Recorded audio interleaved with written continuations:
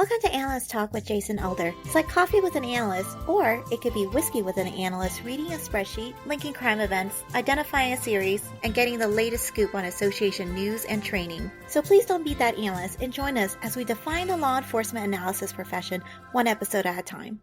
How we doing, analyst? Jason Elder here with another LEA podcast deep dive, research remix. And with me, as always, is Jamie Roush. Jamie, how we doing? Doing great, Jason. Thanks for asking. How about you? I am doing well. You ready for the holidays? Absolutely. Can't wait. Oh, man.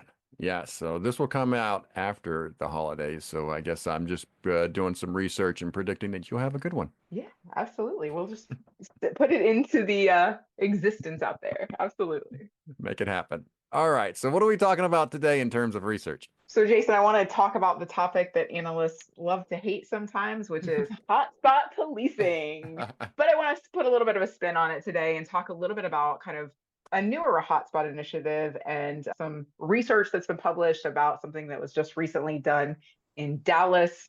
And so I really want to kind of talk about how this has been different from some of the other hotspot research that's been done in the past. All right, good. All right, so let's start with a little boilerplate hotspot definition, and then we'll get into exactly what Dallas did. Sure, absolutely. So hotspots are really designed with a concentration of crime in a cluster of a single address, a variety of addresses, street segments. They could be grids of equal size, or they could be different types of intersections. And hotspots really kind of originated from two very important experiments that were originally done. The first was the Kansas City Preventative Patrol experiment that was done in the 70s.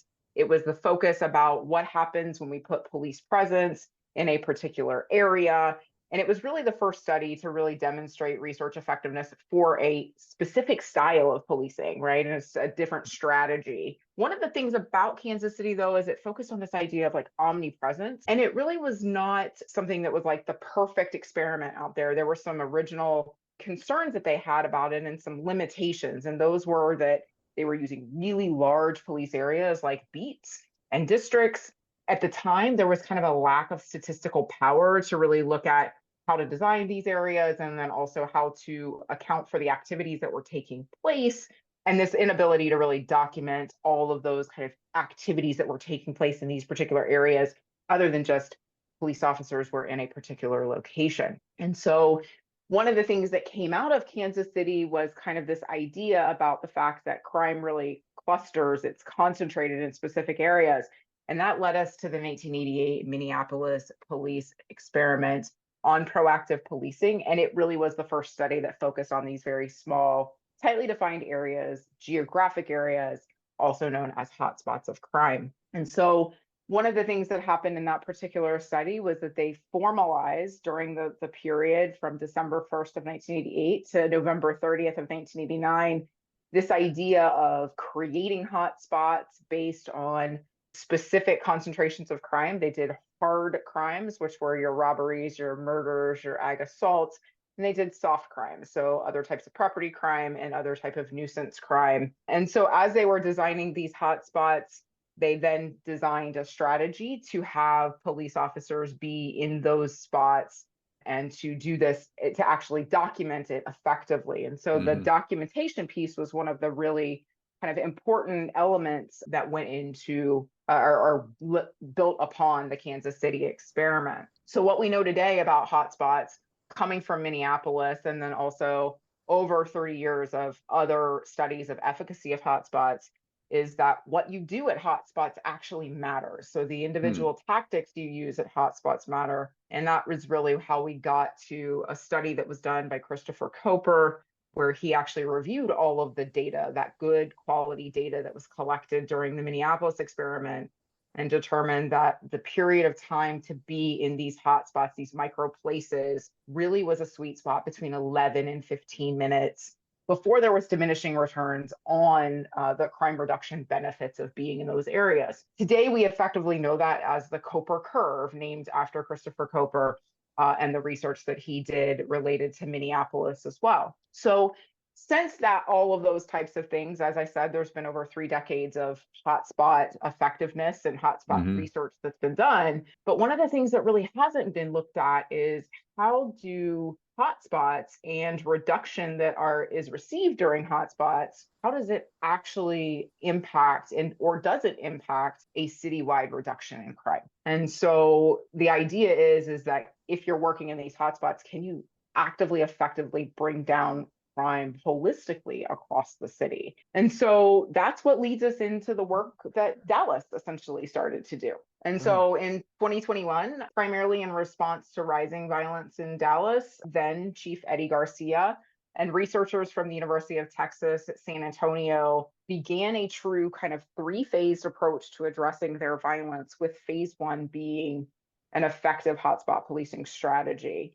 And it was a strategy that, born over the 30 years of research that had been done, but it actually also looked at the actual work that was being done in hotspots. It looked at addressing it from a Koper curve perspective. And so this phase one was really around hotspots that were designed kind of 100 by 100 meter grids. So I mentioned earlier in the definition, grids are one way of designing hotspots. They used a grid strategy. And they also made sure that the patrols that were done in that area in those 11 to 15 minute increments were done in the hour when the crime was most likely to occur. So it was not just about the area, but also the hour and the day of when crime was going to be occurring in those particular areas from a predictive capability standpoint. All right. So, a couple of things there that it's just interesting. The diminishing returns concept just it's like, oh, my 11 minutes is up. I don't need to stand here anymore, kind of thing. That's what I was thinking when you were saying, like, certain to get down to this minute of when it starts to have those diminishing returns. Yeah, so it's interesting actually is that I've replicated hotspot policing strategies with quite a few different agencies, and every time I explain the Koper curve and I talk about the fact that it's this kind of idea of this 11 to 15 minutes of activity ends up getting you approximately 2 to 3 hours of benefit, and that really you end up with kind of these diminishing returns when you're there longer, right? It's just so counterintuitive to what we think. But not only did it born out of the Minneapolis data and designing the Koper curve, but it's been effectively repeated in many, many other cities, many other contexts, both small and large cities. And so it's really interesting to try and explain it to people because it is so much of a counterintuitive to what we think about. Yeah. And it's also about displacement, right? Is that one of the things that Dallas is trying to study? Obviously, if police flood an area with police presence, there's the concept of, oh, well, they'll just go somewhere else where the police aren't to do their crimes. Yeah, so it's really interesting that you talk about displacement, because Hmm. displacement's a concept that has been refuted in the research as well. Crime does not displace one to one. It Hmm. actually spreads, right? So you might have a street corner that people are very comfortable committing drug activity or robberies, Hmm. for example. They don't just go and find another corner to do that in. They end up spreading out among. And so what we typically see in terms of the research and the effectiveness is what we call this diffusion of benefits. Does the neighborhood around the hotspot get benefit from the police presence that's there? And in fact, it actually does. And in the Dallas study, there were a couple things that were significant about their outcomes. One was in their first year results, they had an 11% decrease in their hotspots and also they saw no evidence of spatial displacement. In fact, they actually did see that the communities around those hotspots, those 100 meter by 100 meter grids, actually were getting benefit for having crime reduction as well. And so this concept of not having displacement, but actually having benefit to a larger area just outside of the hotspot is something that was part of their effectiveness that they found from that first year. The second piece of their kind of research also was really interesting in that they compared different types of treatment to the hotspots. So one of the treatments we talked about was having police officers in an area for that 11 to 15 minute sweet spot. And Dallas did that. That was one of the treatment strategies that they used in their hotspots. They also did an offender focused repeat offender strategy within their hotspots as well. So it was kind of a little bit of a mix. The Hmm. reason for that was that the second phase of their overall violence plan was a focus deterrent style, offender related approach. And so they wanted to test the idea of, if we also focus on offenders in these hotspots, could we get benefit from that in that first year, leading them into that kind of second phase of their approach? Actually found that both of those treatments were statistically significant and both effective, which actually is really interesting as well, because it leads to a concept known as place network investigations, which focus in on the place is what brings crime to an area, but also the people bring crime to an area. And so it kind of leads into some of the more current research in that area, that both of those strategies were significant. I think that's really interesting for analysts, because oftentimes police chiefs, commanders will say, hey, I want to do a hotspot policing strategy. And the only thing that they think about is a saturation patrol strategy, putting police officers in these areas.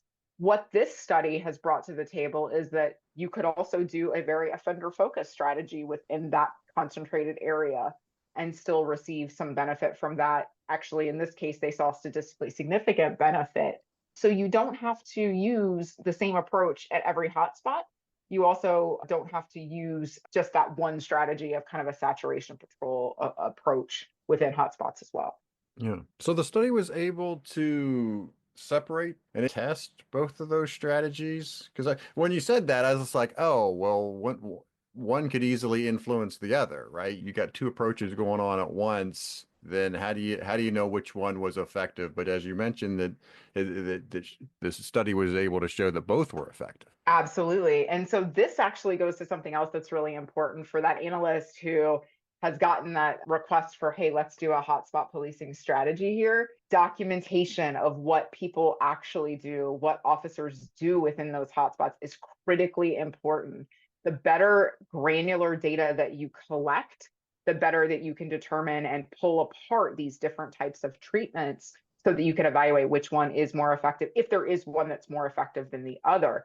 So I think that's a really important part for analysts, that organizations say, I want to do a hotspot policing strategy and we're just going to send people to this area, or we're just going to have them focus on offenders. Really work with your organizations to develop good data collection methods, because that data is something that's very rich. It will help you in the future. It will help you with multiple iterations that you do.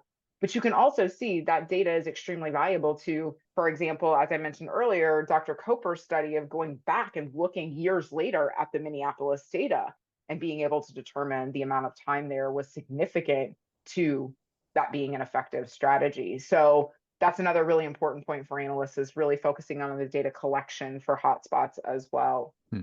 So you mentioned the grid in Dallas was 100 meters by 100 meters, which, if I'm thinking about this correctly, I mean, 100 meters would be about length of a football field, right? So Yeah, they are. that's not very big, right? Is that just in terms of identifying the hotspot, or is that also identifying the area where the officer goes? No, so absolutely. It's designing the hotspot and the area that the officer goes. And you're absolutely right. It is not a very large area when you think about it. But one of the reasons that they did it was for an ease of use and effectiveness in designing the hotspots. There's lots of different ways to design them, and grids tend to be a little bit easier for people to see and to be able to work with.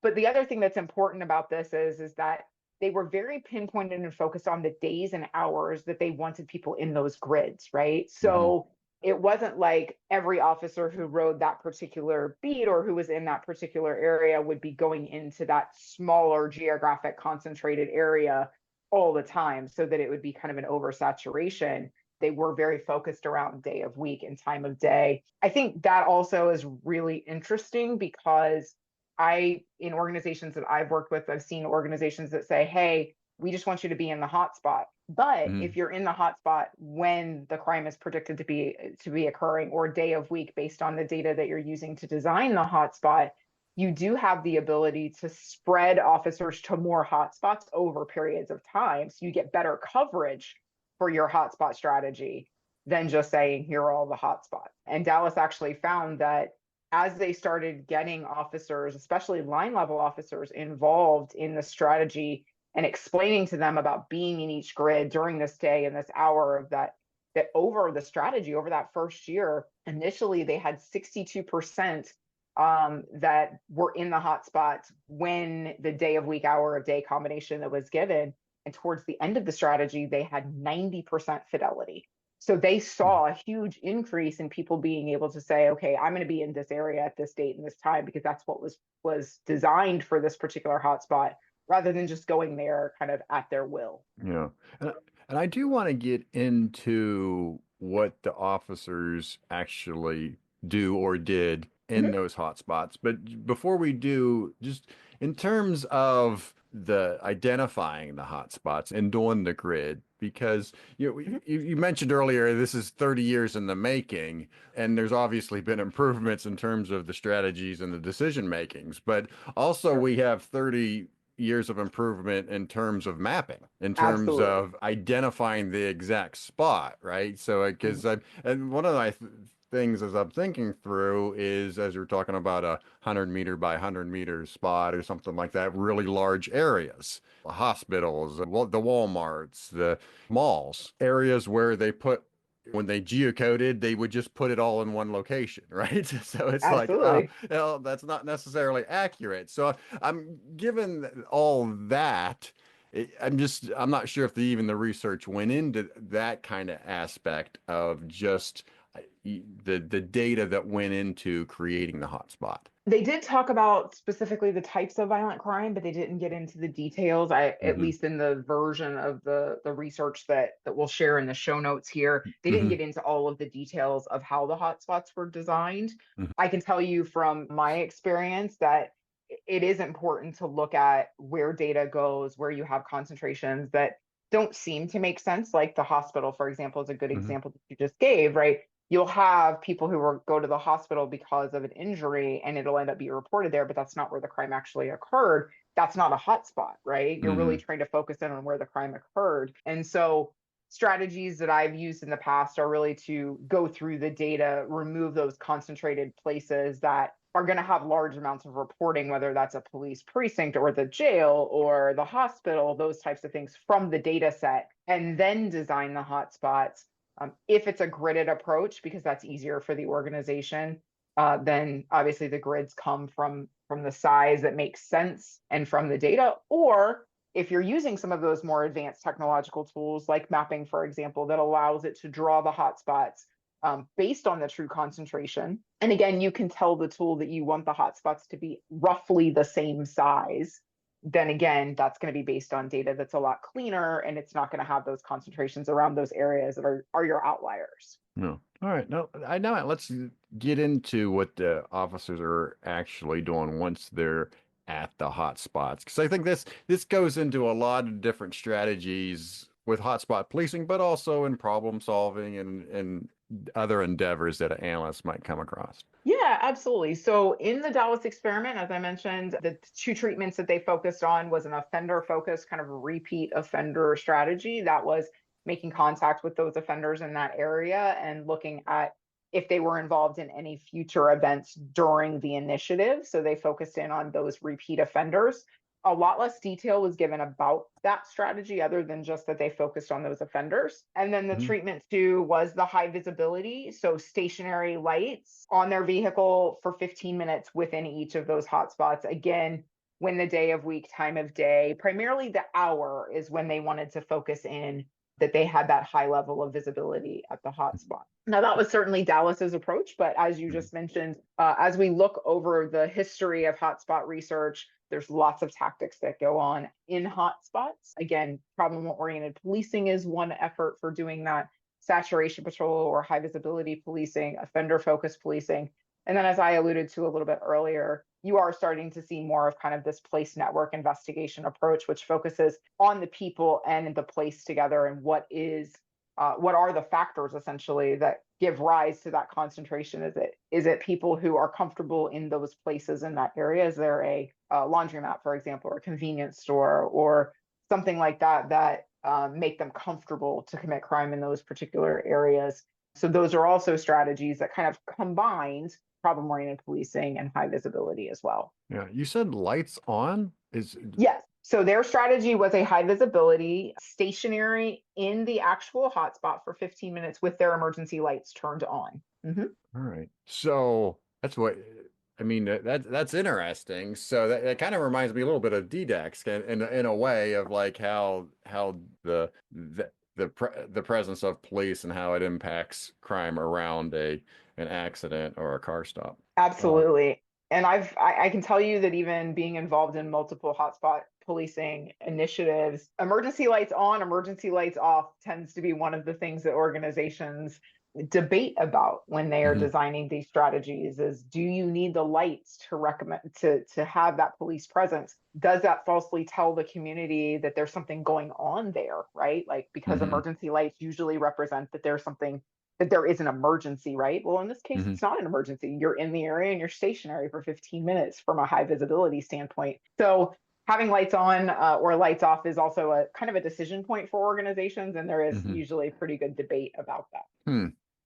And it is interesting because I think in terms of the study, it's important because that's Sure. actually an overt act, right? Yes. That's Yes, absolutely. calling attention. This is different. This 15 minutes is different from the previous 15 minutes or the 15 minutes after that. So it's a little bit easier to study. Yes, absolutely. Absolutely. And again, they have the documentation associated to being in those spots for that period of time that correspond with the lights being there. But as I mentioned, emergency lights tend to bring about a thought or a feeling for people because they know Mhm. that something's actually going on. So are you falsely kind of drawing attention, right, Mhm. to that officer sitting there when in fact they're really doing a proactive patrol? Yeah. So are they, and that's where I was going to get to next, some of the other activities. Are they during that 15 minutes, is it just sitting in their car with the lights on, or is it getting out of the car? Were there different things that they had officers do during this 15 minutes? So they did not. This was a high visibility strategy, Hmm. 100%, when it came to being in the hotspot. So it was simply in the vehicle with the stationary lights for 15 minutes. There was no other activity that was taking place. Now, certainly, if an officer were to get out and to proactively go and talk to community members or those types of things during that 15 minutes, that's naturally going to happen, right? That's just the Hmm. way that people are when they're proactively addressing crime or when they're doing proactive patrol. But what was interesting is that that wasn't documented, right? So the documentation and the actual effectiveness of the research was designed around being in the hotspot and having that high visibility. Hmm. All right. So, as you mentioned, both strategies were significantly effective. What were some other things that came out of the study? Well, the major question that Dallas was trying to solve, which is different than a lot of other agencies that have done hotspots. A lot of agencies have done hotspots to focus in on, can we reduce crime in these particular places? Dallas's goal, their aim, was to see whether or not they could reduce violent crime overall in the city as a part of this hotspot policing strategy. Was there a benefit to the overall citywide reductions? And they determined as part of this study that indeed that the hotspot strategy may have contributed to the overall reductions in violent crime that Dallas was experiencing over the year of the study based on their initial evidence. For them, one of the interesting takeaways that they talk about is the fact that hotspot policing strategies, these type of large scale initiatives for large police departments like the Dallas Police Department, can be very difficult to actually develop and then execute on. And their takeaway was that in the fact that it did have the effectiveness towards overall violent crime, or could have had a really positive benefit on overall violent crime, that even large departments can coordinate a day of week, hour of day hotspot strategy that really is focused around these micro places, these hotspots, but it will give benefit to an overall crime reduction. And that's something that is an interesting takeaway for the profession. I think it's also a new opportunity for agencies that are experiencing crime challenges to look at hotspots and hotspot strategies as one opportunity to impact crime in these micro places, but then also get that benefit overall. Yeah. All right. So then more directly, what is your advice for the listeners, the analysts, based on this study? Yeah, so I think one of the things here is number one, I think this is a very new study in the idea of how hotspots can affect overall crime and addressing hotspots can affect overall crime. And I think that that's something that a lot of organizations who are not familiar with Dallas's effort over the last couple of years would be very interesting for them to start talking about.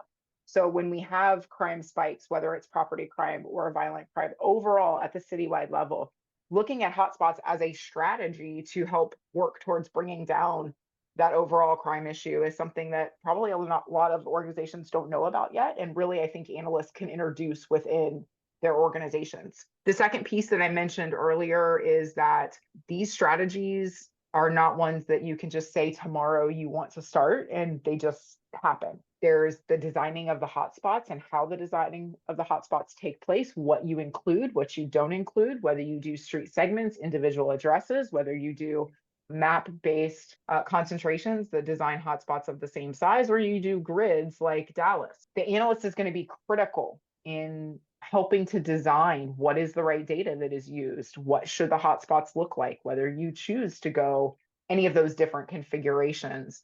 So understand that that's a really important role in designing a hotspot strategy. And then the other piece of it is that analysts really have to help their organizations understand that you can't just go and work hotspots. You can't just go and patrol in a hotspot or go and sit with your stationary lights for 15 minutes without effectively documenting that and finding ways to appropriately document that are consistent and that can then be used by the analysts to help design effectiveness of the hotspots or to determine what the outcomes are associated to doing the hotspot strategy. In policing, we are often not good about evaluating effectively our strategies. And so analysts play a very big role in that, but you can't do that without good data. And so you're going to have to help guide your organization to making sure they're collecting the right data that will allow you to do those evaluations, at least preliminarily as well. I'd also encourage you too that some of these things can be complicated and complex. So if you have researchers that work with your organization, or you have a local community college or university that you can work with to help you in designing that and help you also to do the effectiveness of your hotspot strategy, encourage you to kind of reach out to those resources as well. All right. Very good. So great topic, Jamie. For the listeners, as we mentioned, this research remix is going to be a way of reviewing research and how it impacts law enforcement analysts. So Jamie, with that being said, if somebody's interested, wants to maybe look for other types of research, where should they go? Yes, I think that's a great question. And I think it's really important, especially with this timely topic about hotspot policing, because there is over 30 years of research associated to hotspots. So two of the sources that have the most concentrated kind of grouping of research that's out there, one of those is George Mason University's Center for Evidence-Based Crime Policy. On their website, you will see a link to the Matrix Demonstration Project. The Matrix Demonstration Project actually has over 100 different research studies that look at all different types of research, whether you want to do a strategy involving groups or offenders, if you want to do a strategy associated to microplaces or hotspots, if you want to do group violence intervention, all different types of research are kind of concentrated within the Matrix Demonstration Project. And then the second is also crimesolutions.gov. They similarly will have research articles that are out there that talk about different types of strategies.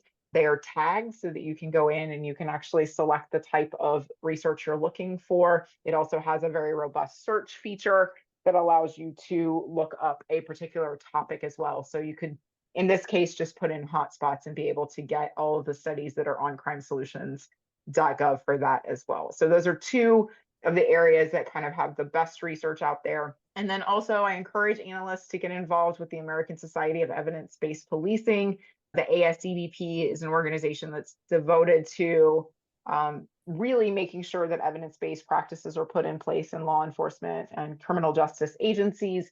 And so there's lots of good networking and research that you can find from the American Society of Evidence-Based Policing as well. Very good. And as Jamie mentioned, we will be putting links in the show notes for more information. So check out the show notes if you're interested. All right, Jamie, thank you again for your time. And since I made it so, I am glad you had a good holiday. Absolutely. Thank you so much, Jason.